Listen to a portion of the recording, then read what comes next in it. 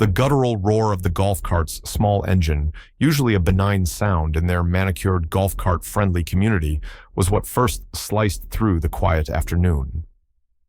Ben Carter, a police academy instructor and son of the county sheriff, was in his home office reviewing training syllabi. His wife, Emily, was in the kitchen preparing a snack for their 8-year-old son, Leo. Leo, who was autistic, was in their fenced backyard, happily absorbed in his favorite activity, lining up his collection of smooth, gray river stones in intricate patterns on the grass, a silent, focused ritual that brought him a sense of calm and order in a world that often felt too loud, too bright, too chaotic. Then came the scream, not a child's typical cry of pain or frustration, but a high-pitched, terrified shriek abruptly cut off, followed by a series of choked, desperate gasps that were unmistakably Leo's. Ben was on his feet before the sound fully registered, his chair clattering back against the wall. He and Emily reached the back door at the same instant, their eyes meeting in a shared flash of pure, unadulterated terror. They burst out onto the patio. The scene that greeted them would be burned into their nightmares forever. Their back gate, usually latched, was open. Ms. Glenda Sterling, the imperious, iron-willed president of their homeowners association, was in her souped-up golf cart on the paved community path that ran behind their property. And Leo? Oh God, Leo was being dragged behind it. A thick nylon rope, one end secured to the golf cart's rear utility rack, the other somehow attached to the sturdy leather belt Leo always wore, was taut, yanking their son along the rough asphalt like a discarded toy. Leo was on his stomach, his small hands scrabbling uselessly at the pavement, his face contorted in a mask of agony and utter incomprehension. He wasn't screaming anymore, just making those awful, strangled, gasping sounds. Emily's shriek was raw, primal. Ben didn't waste a second on words. He vaulted the low patio railing his police academy, training his years of drills and takedowns and crisis response kicking in with an almost preternatural calm that overlaid the inferno of rage and fear erupting in his chest. He sprinted towards the moving golf cart, his speed astonishing. Miss Sterling, her face a mask of grim, righteous satisfaction, glanced back, her eyes widening slightly in surprise as Ben bore down on them. Stop the cart, Sterling, now." Ben roared his voice, a command that brooked no argument. She hesitated for a split second, her lips thinning, then incredibly seemed to press the accelerator. The cart lurched forward. Ben put on another burst of speed, reached the cart, and with a single fluid motion, launched himself at the driver's side. He didn't try to grab the wheel. He went for the key, his hand darting out, twisting it, killing the engine. The cart jerked to a halt. In the same motion, he was beside Leo, his fingers fumbling with the knot, the thick rope biting into his son's clothing, into his flesh. Leo was terrifyingly still, his eyes squeezed shut, dust and blood smearing his tear-streaked face. His jeans were torn at the knees, his elbows raw and bleeding. "It's okay, buddy. Daddy's here." Ben choked out his voice, thick with unshed tears, his hands finally freeing the rope from Leo's belt. He gathered his son's limp, trembling body into his arms, cradling him, shielding him. Emily was there now, falling to her knees beside them, her face ashen, her hands fluttering over Leo, her sobs uncontrollable. Ms. Sterling, her perfectly coiffed gray hair slightly askew, climbed out of the golf cart, her expression one of indignant fury rather than remorse. "Well, really, Carter, what was all that about? I was merely administering a bit of necessary discipline. That boy of yours was being a public nuisance again. He needs to learn." Ben looked up from his son, his gaze usually calm and analytical, now burning with a cold, lethal rage that made even Glenda Sterling flinch. "Discipline." His voice was dangerously quiet. "You call dragging an autistic child behind a golf cart discipline, Ms. Sterling." He gently laid Leo in Emily's arms, stood up his 6'2" frame, radiating an authority that had nothing to do with being the sheriff's son and everything to do with being a father whose child had just been brutalized. "You are under arrest." "Under arrest," Sterling scoffed, though a flicker of unease finally touched her eyes as she registered the steel in Ben's voice, the way he stood his training as a law enforcement officer, now evident in every line of his body. "Don't be ridiculous." "For what, pray tell?" "Trying to instill some order in this neighborhood. Dealing with a disruptive element." For aggravated assault on a child, Ms. Sterling. Ben said, his voice like chips of ice. For false imprisonment. For reckless endangerment. And that's just for starters.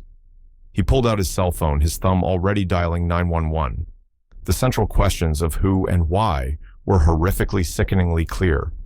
The only question that remained was how a human being could be capable of such deliberate, calculated cruelty towards a vulnerable child. Ben Carter's life had been shaped by the twin pillars of law enforcement and family. Growing up as the only child of Frank Carter, the respected long-serving sheriff of Haven County, Ben had developed an early understanding of justice duty and the complexities of human behavior. While he'd initially considered following directly in his father's footsteps, he'd found his true calling not on patrol, but in shaping the next generation of officers. As a senior instructor at the Haven County Police Academy, he taught everything from criminal law and procedure to defensive tactics and crisis intervention, specializing in de-escalation techniques and interactions with vulnerable populations, including individuals with disabilities. He was known for his calm demeanor, his sharp intellect, and his unwavering commitment to ethical policing. His son Leo was the undisputed center of his and Emily's world. Diagnosed with autism spectrum disorder at age 3, Leo experienced the world differently. He was largely nonverbal, communicating through a combination of gestures, a few single words, and a sophisticated app on his tablet.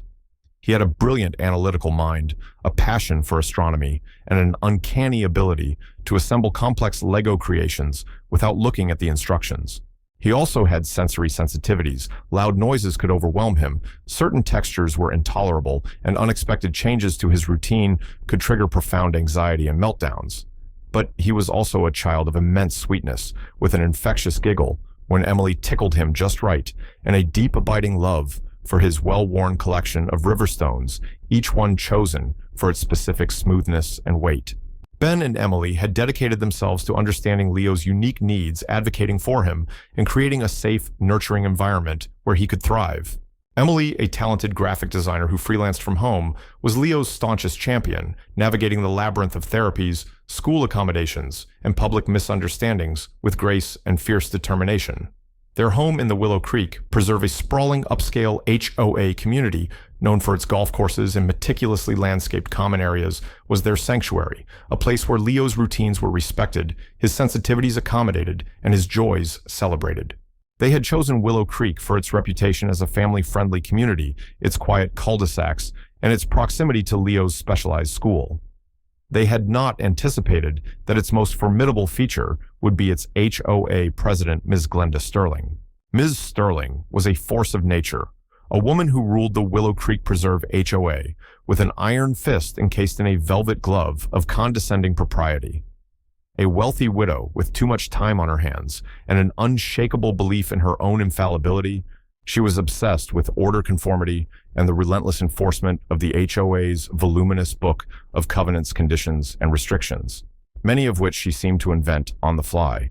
Anything or anyone that deviated from her narrow vision of a perfect, tranquil, and above all quiet community became the target of her immediate and often vindictive attention. From the moment the Carters had moved in 2 years prior, Leo, with his occasional loud vocalizations when excited or distressed, his tendency to flap his hands or rock when overwhelmed, stimming behaviors that helped him regulate his senses, and his lack of conventional social interaction had become a particular focus of Ms. Sterling's disapproval. She seemed incapable or unwilling to understand or accommodate his autism. To her, Leo wasn't a child with a neurological difference. He was a problem, a nuisance, a disruption to the serene, adult-oriented atmosphere she sought to cultivate.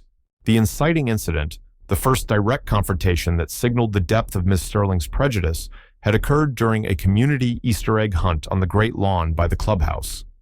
Leo, overwhelmed by the crowd, the noise and the frantic energy of the other children, had begun to hum loudly and rock back and forth, his way of coping with sensory overload. Several parents had cast curious but not unkind glances. Ms. Sterling, however, had marched over her face a mask of disapproval. Mrs. Carter, she'd said to Emily, her voice sharp enough to cut through the festive chatter, "You simply must do something about your son's behavior. He's making the other children uncomfortable. This is a family event, not a therapy session." Emily, though taken aback by her rudeness, had tried to explain. Ms. Sterling, Leo is autistic. He's feeling a bit overwhelmed. He's not harming anyone. Autistic or not, Ms. Sterling had retorted, her voice dripping with disdain. He needs to learn to control himself. This sort of public display is simply not acceptable in Willow Creek. We have standards. She had then turned on her heel and stalked away, leaving Emily shaken, and Leo on the verge of a full-blown meltdown. The Carters had left the event immediately, the joyous occasion tainted by Sterling's ignorance and cruelty. After that, Ms. Sterling's complaints became more frequent, more targeted. She'd send formal HOA notices about excessive noise emanating from the Carters' property if Leo had a particularly joyful or challenging day. She'd make pointed comments to Emily in the community grocery store about the importance of proper parenting and discipline. She even tried to get the HOA board to pass a new rule prohibiting repetitive or disturbing noises in common areas, a bylaw so vaguely worded it was clearly aimed at Leo's stimming. Ben, using his knowledge of disability law and the Fair Housing Act, had managed to get that particular initiative quashed, but it only seemed to fuel Ms. Sterling's resentment. She saw the Carters, with their unwavering advocacy for their son, as a direct challenge to her authority. The rising action of Ms. Sterling's campaign against Leo took on a more sinister edge. The first truly shocking incident had involved Leo's beloved sensory garden, a small patch in their backyard, where Emily had helped him plant herbs with interesting textures and flowers with calming scents. One morning, they discovered the garden destroyed. Plants uprooted, fragrant lavender bushes snapped at the stem, Leo's carefully arranged stepping stones scattered. There was no direct proof, but Ms. Sterling had been seen a day earlier complaining to a neighbor about the untidy appearance of the Carters' yard, specifically mentioning the weed-like plants in Leo's garden. The act of vandalism was a cruel, targeted blow, leaving Leo confused and heartbroken, his safe space violated. The next escalation involved an attempt to exclude Leo from the community pool. Leo loved the water. The sensation of buoyancy and pressure was deeply calming for him. He wasn't a strong swimmer, so Emily or Ben always accompanied him, ensuring his safety. Ms. Sterling, however, began to lobby the HOA board to implement a new rule requiring all children under 12 to pass a rigorous swimming test administered by a certified instructor before being allowed in the main pool, regardless of parental supervision. This, she argued, was a safety measure, but everyone knew it was aimed at Leo, who, due to his motor skill challenges and communication difficulties, would likely never pass such a test. She also complained about the hygienic implications of allowing a child who was not fully toilet trained, a complete and offensive fabrication regarding Leo, into the pool, despite him always wearing appropriate swim diapers as a precaution, just like many other young children. Ben and Emily fought back, presenting documentation from Leo's doctors and therapists, citing disability discrimination laws and rallying support from a few sympathetic neighbors who were also growing tired of Sterling's overreach. They managed to prevent the new pool rule from being implemented, but the battle left them exhausted and increasingly isolated. Ms. Sterling, thwarted again, became even more openly hostile. Her glares, more pointed, her muttered comments, more venomous.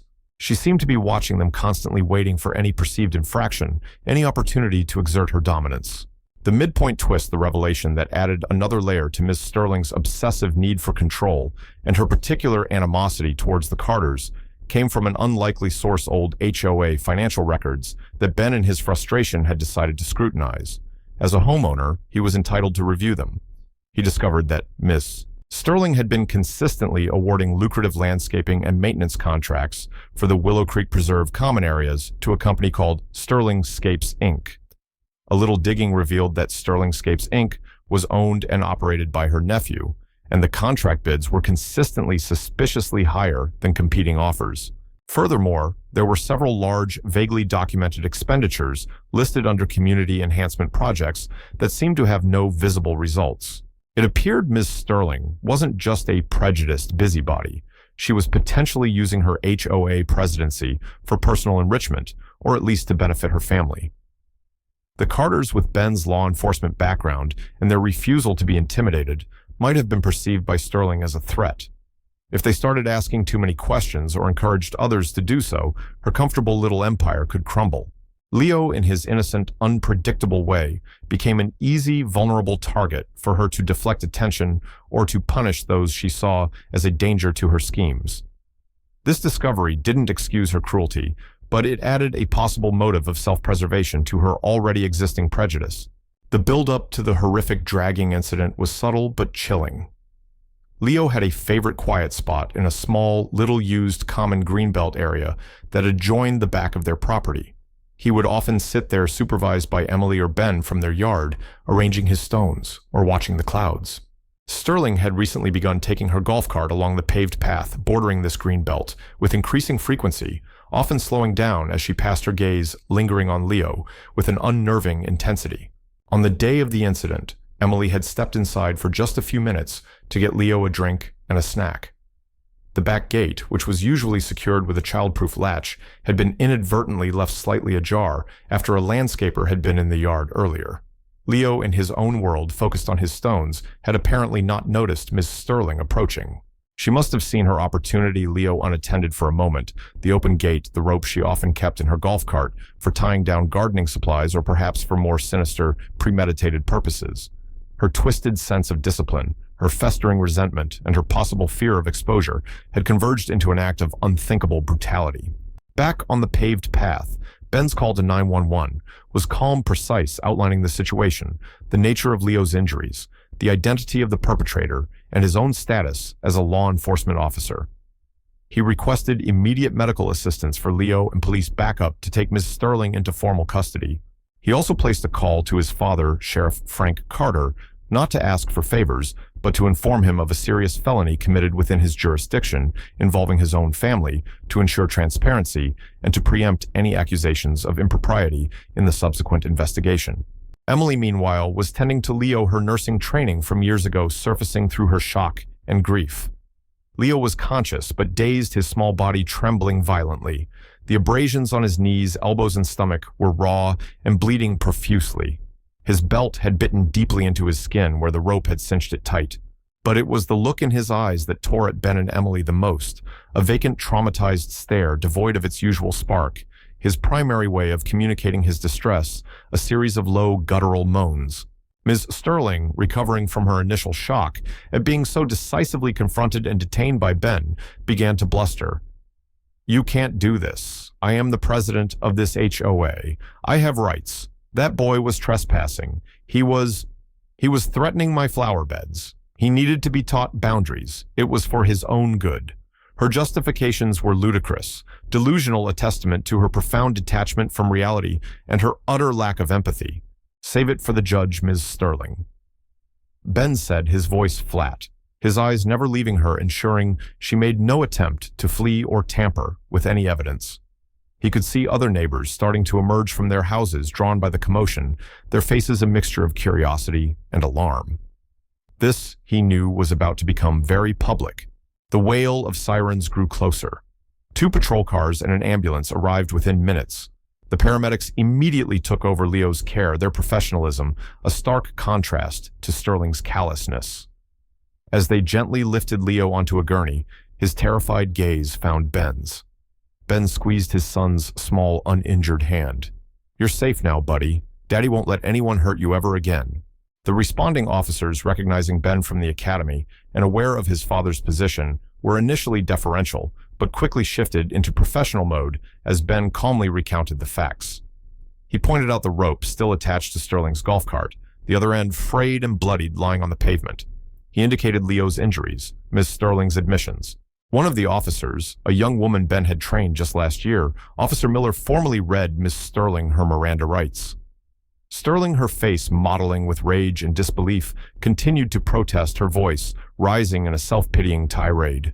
"This is an outrage, a misunderstanding. I am a pillar of this community, you'll hear from my lawyer." But her protests were futile. She was handcuffed, her indignant squawking, doing nothing to diminish the cold, hard reality of the steel bracelets closing around her wrists.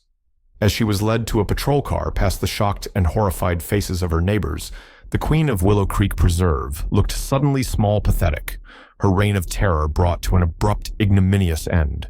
Sheriff Frank Carter arrived on scene shortly thereafter, not as a father, but as the county's chief law enforcement officer. He conferred quietly with Ben and the lead investigating officer, his expression grim, his gaze lingering on the bloodstains on the pavement where his grandson had been dragged. He assured Ben that a full and impartial investigation would be conducted by a major crimes unit with oversight from the state prosecutor's office, if necessary to avoid any perception of conflict of interest. Justice for Leo, he promised, would be swift and thorough. The immediate aftermath was a blur of hospital visits, police statements, and a dawning, sickening realization of the extent of Leo's trauma. Physically, he had suffered severe abrasions, road rash, across his stomach, knees, and elbows, deep bruising, and a mild concussion. He would need skin grafts on his knees, but the psychological wounds were far deeper. Leo retreated into himself, his already limited verbal communication ceasing almost entirely. He refused to go outside, flinched at loud noises, and suffered from terrible nightmares. His beloved Riverstones lay untouched. The joy that had once animated his small face was replaced by a haunting, pervasive fear. The community of Willow Creek Preserve was thrown into turmoil. Ms. Sterling's arrest sent shockwaves through the manicured streets. Many residents who had long chafed under her tyrannical rule but had been too intimidated to speak out now came forward with their own stories of her bullying, her selective enforcement of rules, her vindictiveness. Some expressed shame and regret for not having intervened sooner, for not having supported the Carters more actively against Sterling's escalating harassment of Leo. The investigation proceeded quickly. The evidence was overwhelming: the rope, the eyewitness testimony of Ben and Emily Leo's horrific injuries, Sterling's own damning statements attempting to justify her actions as discipline. Security footage from a neighbor's camera, though partially obscured by landscaping, captured Sterling's golf cart on the path behind the Carters' house at the time of the incident, and a brief chilling glimpse of something being dragged. Her claims that Leo had attacked her or damaged her property were quickly disproven. There was no damage to her prize-winning petunias, no sign of any provocation from Leo. This was a calculated, malicious assault on a vulnerable child. Ms. Glenda Sterling was charged with multiple felonies, including aggravated assault on a child, false imprisonment, and reckless endangerment, causing serious injury. The district attorney, a formidable prosecutor named Maria Sanchez, took a personal interest in the case, horrified by the brutality and Sterling's utter lack of remorse. Sterling, out on bail but confined to her home with an ankle monitor, hired a high-powered defense attorney who immediately began trying to discredit the Carters, to paint Leo as an uncontrollable, aggressive child, and Sterling as a concerned citizen trying to maintain order. But the tide of public opinion and the weight of the evidence was against her. Leo's therapists and doctors provided expert testimony on the nature of autism, on Leo's gentle disposition, and on the profound, lasting trauma inflicted by Sterling's actions. Ben, drawing on his expertise as a police academy instructor, provided clear, compelling testimony about the events, his calm, factual account more damning than any display of outrage could have been.